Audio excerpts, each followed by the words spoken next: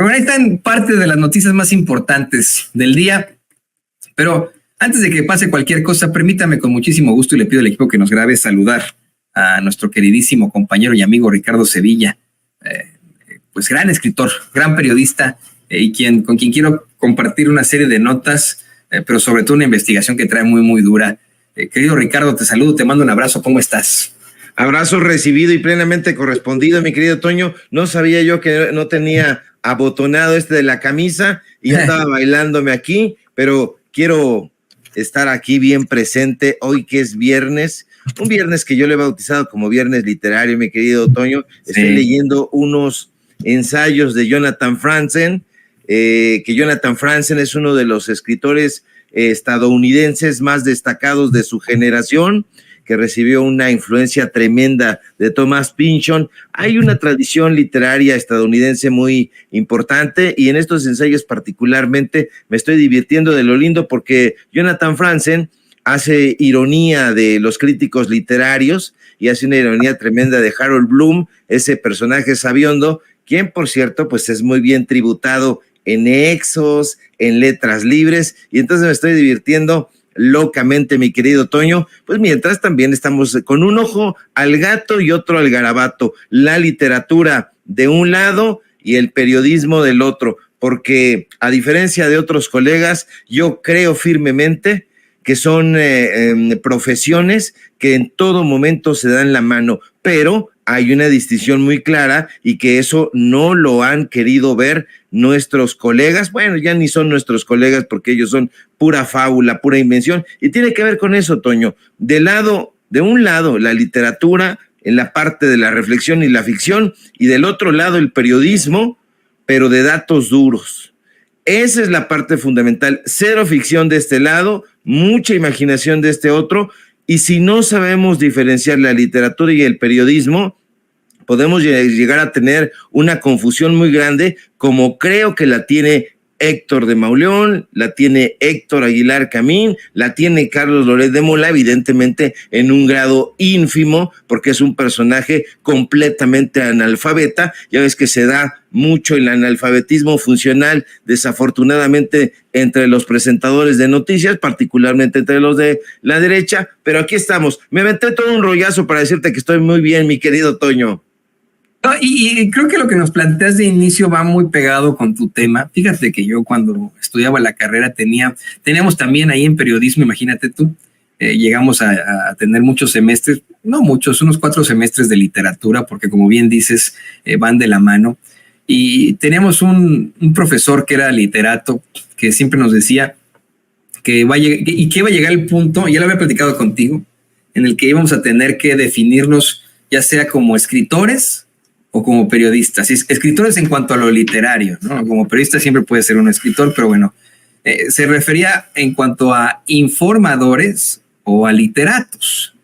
Y bueno, pues creo que se pueden las dos cosas. Y nos ponían por el ejemplo claro del Gabo, de Gabriel García Márquez. Él era periodista, pero en todo caso se dedicó siempre a la literatura, no verdaderamente al periodismo, por lo que tú dices, porque hay quienes no saben separar entre la ficción, con los datos duros, con el rigor periodístico. Pero yo creo que se puede, ¿no? Se puede definitivamente ser periodista, tener ese rigor periodístico, utilizar siempre los datos duros y además a lo mejor crear en el realismo mágico, por ejemplo, una gran obra literaria. No tiene nada de malo. Lo malo, querido Ricardo, en mi opinión, es cuando pues te utilizan como pluma supuestamente periodística para el golpeteo, cuando te meten en la bolsa de un empresario como lo que nos vas a platicar, ¿no es así? Así es, mi querido Toño. Yo, como siempre disiento, Gabriel García Márquez me parece un extraordinario periodista. Hay novelas con las que no congenio, pero cuando lleva el periodismo a la ficción, me parece que lo hace de una manera tremenda. De hecho, tiene 5 tomos de obras periodísticas, 5 tomas de obras periodísticas, las acaban de reeditar no hace muchos años en Editorial Diana. No nos paga Editorial Diana, ojalá que se cayeran con una lana, porque hace falta pagar algunas cuentas para seguir impulsando el periodismo independiente. Eso aparte, 5 tomos de obras periodísticas de Gabriel García Márquez, pero hay una en particular, y a lo mejor la leíste ahí, porque tocó seguramente cuando eras adolescente, que es Noticia de un secuestro. Entonces, Noticia de un secuestro es una novela que está narrada en clave de literatura, pero que toca un tema de interés periodístico. Y desde luego que coincido ahí plenamente contigo, Vicente Leñero es la prueba cabal aquí entre nosotros de los periodistas que supieron utilizar las herramientas de la literatura para poder narrar. No hay ficción cuando Vicente Leñero se propone, por ejemplo, en Asesinato, narrar este episodio terrible que ocurre. No hay ficción cuando narra en Los Periodistas, así se llama su novela, y de ahí toman Álvaro Delgado y el otro señor, no me acuerdo cómo se llama el otro señor, pero Álvaro Delgado, que en todo caso me parece que es el periodista ahí importante. Pues bueno, se llama así. Los Periodistas, no hay ficción, le dan un tratamiento importante. Hay la herramienta es el lenguaje. Entonces, si nosotros sabemos utilizar el lenguaje para narrar una crónica, un hecho periodístico, vamos a enriquecer la comunicación. Pero si tratamos de meterle ficción, ahí nos vamos a meter en camisa de 11 varas e incluso puede perder la credibilidad, porque la credibilidad es lo único que tiene el periodista como carta credencial para poderse presentar frente a las personas más importantes. ¿Quiénes son las personas más importantes dentro del periodismo y para el periodista? La audiencia. La audiencia es lo más importante. Entonces, si tú le mientes una vez a la audiencia y presentas algo que esté en el campo de la ficción, entonces la gente te va a decir, este es un mentiroso, este está apelando a la imaginería, y eso no lo toleramos. Lo que la gente quiere es que tú le presentes una historia bien contada, bien narrada, muy bien desplegada, pero que no contenga ficción, si estamos hablando en términos periodísticos. Y estos señores, como creen que tienen una gran imaginación, pues están confundiéndolo todo. Y justamente eso tiene que ver con el tema que hoy traigo, mi querido Toño. Le voy a entrar, perdón que no haga pausas, pero ya estoy encarrerado. Y fíjese usted que hemos estado hablando en las últimas semanas de Ricardo Salinas Pliego. Bueno, usted conoce a este señor a quien han apodado ya las mayorías el usurero. Y claro que es un usurero, claro que es un prestamista. Él mismo lo ha reconocido en estas conferencias que ha ido impartiendo, por cierto, en su propio centro, Ricardo B. Salinas Pliego, así se llama. ¿Y qué cree usted? Que Salinas Pliego está reclutando a los intelectuales, pero de letras libres. Pensábamos nosotros que había ahí como una distancia entre Salinas Pliego y el grupo de Enrique Krause, más volcado hacia Televisa en todo momento. Pues ahora ya cambiaron las cosas. Ahora ya están tratando de armar un armatoste, valga la redundancia, y el dueño de Televisión Azteca ha llamado ya a sus filas al grupo encabezado por Enrique Krause Kleinburg. Y lo ha hecho precisamente a través del Centro Ricardo B. Salinas Pliego, donde ya han comenzado a impartir cátedras, pláticas, conferencias, mesas redondas, y han tomado el control editorial de la revista Liber. Ahí tienen una revista que se llama Liber, y Enrique Krause, Christopher Domínguez, que fue el subdirector de esa revista, Jesús Silva Herzog Márquez, que usted lo conoce, es analista, según él, del medio de comunicación Latinos, Ricardo Cayuela Gali, que fue el director de Letras Libres en España, Malva Flores, que actualmente es la directora de una sección ahí en Letras Libres que se llama Sección de Poesía, y Adolfo Castañón, que fue director del Fondo de Cultura Económica.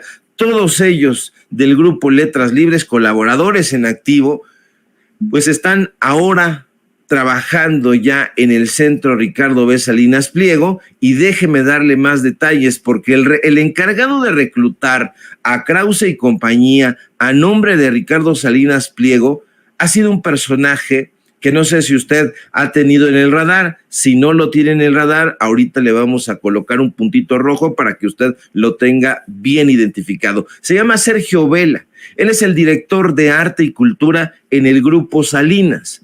Y Sergio Vela, mi querido Toño, es amigo íntimo del dueño de Letras Libres, es decir, de Enrique Krause. Pero además fue presidente del desaparecido Consejo Nacional para la Cultura y las Artes, que hoy es la Secretaría de Cultura. ¿En qué sexenio? ¿Se imagina? Yo sé que sí se imagina, porque es usted muy perspicaz. En el sexenio de Felipe Calderón. De hecho, mi querido Toño, Sergio Vela y Felipe Calderón se conocieron en la Escuela Libre de Derecho, donde ambos estudiaron. Usted sabe perfectamente que ahí en la Escuela Libre de Derecho han estudiado Gerardo Laveaga, Carlos Abascal y un montón de impresentables. Hay ministros de la Suprema, ministros y ministras de la Suprema Corte de Justicia, del Tribunal Electoral del Poder Judicial de la Federación. Ha habido casos notables, desde luego que sí, como el caso de Manuel Buendía, ya que estamos hablando de periodistas. En fin, es el propio Felipe Calderón quien presenta a Sergio Vela con Ricardo Salinas Pliego. Poco después, el dueño de Banco Azteca invitó a Sergio Vela como asesor de algunos proyectos y posteriormente le ofrece hacerse cargo de esa área cultural de Grupo Salinas. Sergio Vela, fíjate nada más, y eso me ha dado mucha pena, la verdad, porque este personaje, pues es un personaje que si ha leído, es un personaje intelectualmente destacado. Bueno, pues ha dejado todo eso. Este señor, Sergio Vela, fue director de la Ópera de Bellas Artes, no un director de ópera, el director de la Ópera de Bellas Artes, es decir, de todo el programa. Fue director general del Festival Cervantino y, como le decía, aunque en épocas de Felipe Calderón, finalmente director o presidente, mejor dicho, de Conaculta. Sin embargo, ahora da pena, te digo, mi querido Toño, porque no ha tenido ningún empacho en terminar como adulador del juguetón, como adulador de Jorge Garralda y por supuesto de Ricardo Salinas Pliego e incluso de su hijo Benjamín Salinas Sada. Hace poco, Salinas Pliego le encomendó la tarea a Sergio Vela de reclutar a un grupo de intelectuales. De acuerdo a las fuentes que han platicado con nosotros, dijo Salinas Pliego, o habría dicho, vamos a robustecer el área intelectual. El extitular del Conaculta no dudó en irle a tocar la puerta ahí a Chilaque, que es donde están las oficinas de Letras Libres, a Enrique Krause. Sergio Vela, de hecho, ha logrado que el grupo de Salinas, y eso es lo más peligroso, mi querido Toño, haya incursionado en el Colegio Nacional. Ahora ya tienen alianzas estratégicas, que es como suelen llamarle a este tipo de programas y de intercambios, ahí en el Colegio Nacional. Ojo, Enrique Krause es miembro del Colegio Nacional. Entonces, hoy mismo, mediante el auspicio de conferencias, de mesas, de encuentros, de pláticas, de coloquios, la organización de Salinas Pliego ha logrado no solamente incursionar en el Colegio Nacional, sino imponer ahí su sello, su impronta en ese recinto. Hay que recordar, Toño, que el Colegio Nacional fue fundado en 1943 por un decreto de Manuel Ávila Camacho, que como usted sabe perfectamente, fue presidente de este país, un militar en su momento, y ahí tuvieron la idea de que fuera una institución que supuestamente se iba a encargar de agrupar científicos, artistas, hombres y mujeres de letras. Bueno, yo le agrego lo de mujeres, pero ellos pues eran y siempre han sido de sesgo machista, que supuestamente fueran los más eminentes y los representantes de la sabiduría de su época. No se ha cumplido, porque yo le pregunto a usted, y a lo mejor yo estoy equivocado, pero no creo pero ni remotamente que Enrique Krause sea de los personajes más eminentes de esta época. Ahí está enquistado porque lo llevó Gabriel Said. De hecho, el Centro Ricardo Salinas Pliego tiene esta revista que se llama Liber. Y entonces en esta revista Liber se le han dedicado, es una revista que sale bimestral, y se la han dedicado en este número a Gabriel Said. Acuérdese usted de Gabriel Said. Gabriel Said es un personaje, un intelectual de derecha, ahí lo tiene usted, lo está poniendo mi querido don David. Le han dedicado una serie de conferencias, la revista la están promocionando no solamente desde el Centro Ricardo Salinas Pliego, sino además desde el Colegio Nacional. Están utilizando pues organizaciones, instituciones que no se supone no deberían utilizar para llevar a cabo todo este tipo de cosas. Ya se llevaron a Christopher Domínguez Michael, que fue el subdirector de Letras Libres, a dar una conferencia. Ahí tiene usted. Qué buen ojo tiene don David. En efecto, ese señor que ve usted ahí lo reconoce muy bien. Déjeme tantito, si puede usted, mi querido David, ahí la fotografía para que le explique a la gente. Esa sede es el Colegio Nacional. Ahí está usted viendo a Enrique Krause, dueño de Clio, dueño de Letras Libres, y a un lado a su amigo y canchanchan Christopher Domínguez Michael, que han tratado ellos desde hace mucho tiempo de impulsar como el gran crítico, como casi el único crítico literario que hay en este país. Se llama Christopher Domínguez Michael, es el protegido de Enrique Krause, y ahora ya está dando cursos en la llamada Universidad de la Libertad, propiedad de Ricardo Salinas Pliego. Utilizan el Colegio Nacional, y ahí lo está usted viendo, para que presenten sus libros, para que presenten eso de Espinosa en el Parque México, que son las memorias de Enrique Krause. Aquí en esta otra imagen que nos está presentando mi querido don David, está usted viendo justamente a Christopher Domínguez Michael ya metido ahí. ¿Qué bajo han caído estos personajes, mi querido Toño, para comentar?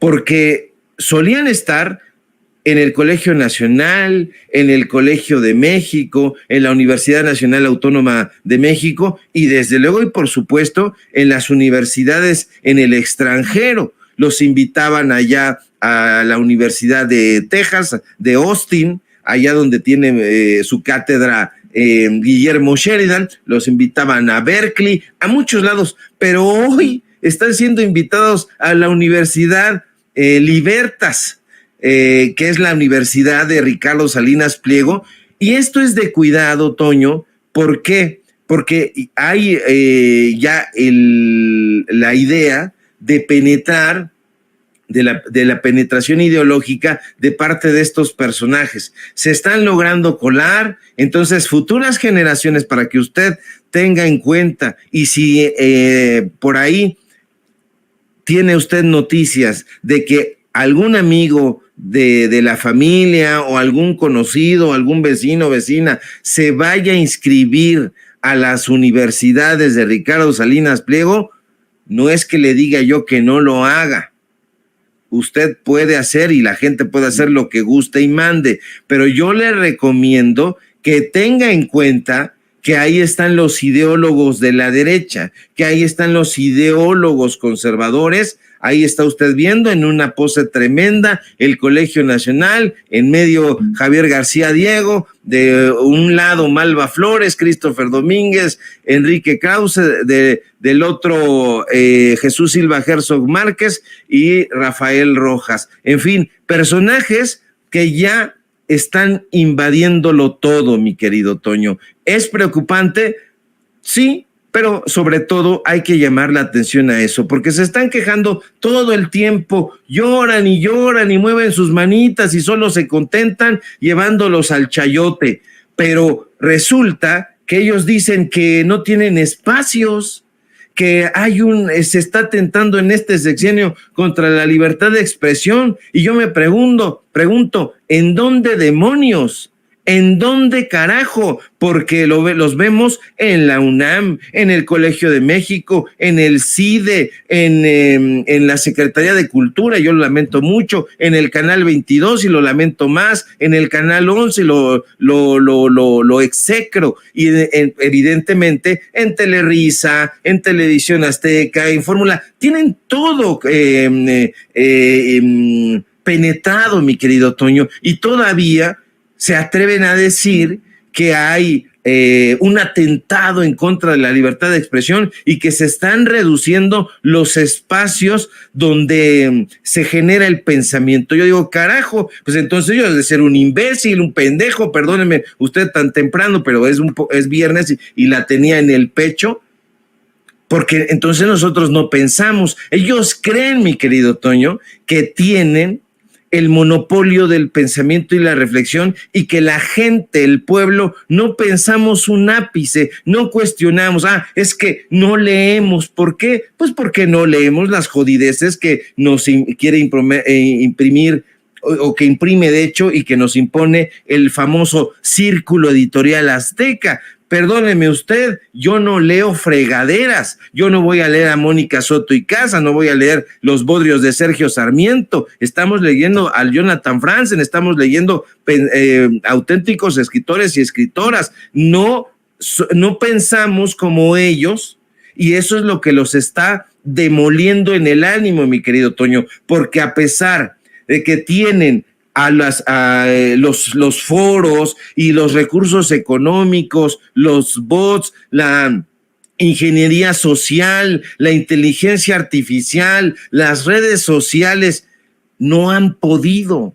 Nosotros con nuestro telefonito chino, redactando en el camino, en un microbús, en un metro, estamos haciendo notas periodísticas con rigor, y eso es lo que no les cabe en la cabeza hueca, Toño. Yo sé que estoy muy extendido, perdóname, mi querido amigo. No, al contrario, qué bueno que lo puedes plantear así. Pero ¿sabes qué? Más allá de que digan que no tienen espacios en los medios de comunicación y que hayan firmado este desplegado pedorro que hasta fue cuestionado por el mismo López Dóriga, y recuérdame quién más lo cuestionó, que también, me parece que fue Ciro, ¿no? Ciro y López Dóriga, los dos dijeron, no, pero ¿de dónde sacan que no hay apertura en los medios? Si los controlan ustedes, los controlamos nosotros, ¿no? Creo que